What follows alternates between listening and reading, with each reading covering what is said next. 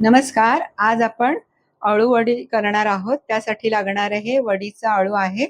तर मी साफ कसं करायचं तुम्हाला दाखवते.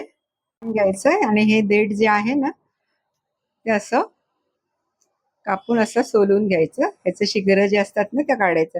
जाड असतील तरच काढायचं. हे पातळ काढायची गरज नाहीये. असं संपूर्ण साफ करून धुवून घ्यायची आहेत पानं. वडीला लागणारं साहित्य: चण्याची डाळ भिजवलेली 5-6 तास, 1 वाटी बेसन आहे, 1 वाटी चिंचेचं कोळ आहे, 1 वाटी कोथिंबीर आहे, थोडं खोबरं आहे, तीळ आहेत, लसूण आहे 10 पाकळ्या, 2 मिरच्या आहेत, थोडंसं आलं आहे, लाडवा एवढा, गूळ घेतलेला आहे. गूळ तुम्ही कमी जास्त करू शकता. चवीनुसार मीठ आहे, हिंग, हळद, गरम मसाला आणि लाल तिखट. आता आपल्याला मिक्सरला वाटून घ्यायचं साहित्य. ही भिजवलेली डाळ आहे ना ती घ्यायची. मिरची, आलं आणि लसूण आपल्याला ह्यात टाकायचं आहे. हा आपल्याला गूळ पण टाकायचा आहे ह्याच्यामध्येच. आणि आपल्याला ही डाळ वाटून घ्यायची. डाळीला दुसरं पाणी घालायचं नाही. हे चिंचेचं कोळ आहे ना तेच घालूया थोडं आणि मिक्सरला फिरवून घेऊया. ही डाळ अशी वाटून झालेली आहे. त्यामध्ये आपल्याला आता हे 1 वाटी बेसन घालायचंय, हळद घालायची, हिंग घालायचंय, गरम मसाला घालायचा, लाल तिखट घालायचंय, खोबरं घालायचंय, तीळ घालायचे, कोथिंबीर घालायची, मीठ घालायचे चवीनुसार आणि हे मिक्स करायचं आपल्याला. आणि हे चिंचेचं कोळ आहे ना उरलेलं ते पण घालायचं यामध्ये आणि छान मिक्स करून घ्यायचं. सारण असं हे मिक्स करून तयार आहे. आता आपण अळूवडी लावायला घेऊया.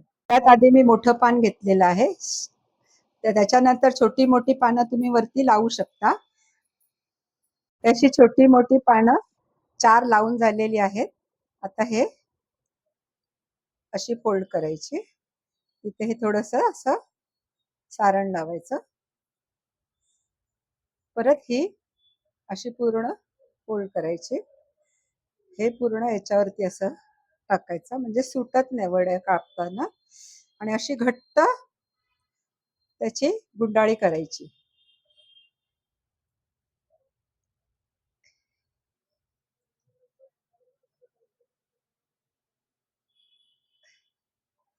बघा अशी छान गुंडाळी करून घ्यायची. अळूवड्या लावून झालेल्या आहेत. आता त्या वाफवून घ्यायच्या आहेत. तर त्यासाठी भांड्याला थोडंसं आपल्याला तेल लावावं लागेल. झालं. आता हे आपण याच्यात ठेवते